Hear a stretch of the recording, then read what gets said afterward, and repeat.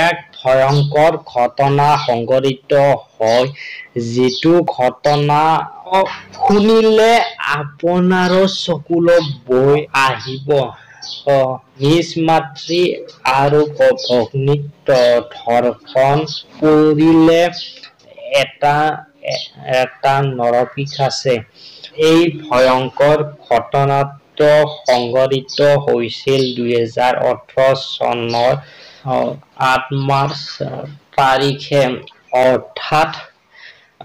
অৰ্থাৎ আজিৰ দিনটোতে ঘটনা অনুসৰি গোচৰৰ এজন যুৱকে নিজৰ মাতৃ আৰু ভগ্নীক কামদিয়াৰ চোৰেৰে ৰাজস্থানলৈ লৈ আনিছিল আৰু পিছলৈ এই দম্পতীয়ে নিজৰ মাতৃ আৰু ভগ্নীক ধৰ্ষণ কৰি হত্যা কৰে।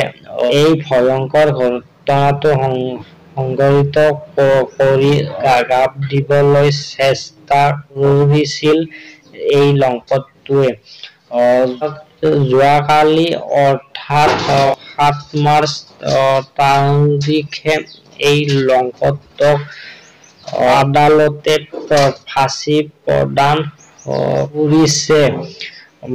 মাতৃ আৰু ভগ্নীক ধৰ্ষণ কৰি জংঘলত পেলাই থৈ গৈছিল এই দম্পতীয়ে।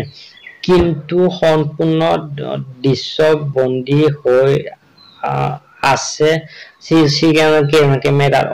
অৱশেষত আৰক্ষীয়ে হাতে লোটে ধৰা পেলাবলৈ সক্ষম হ'ল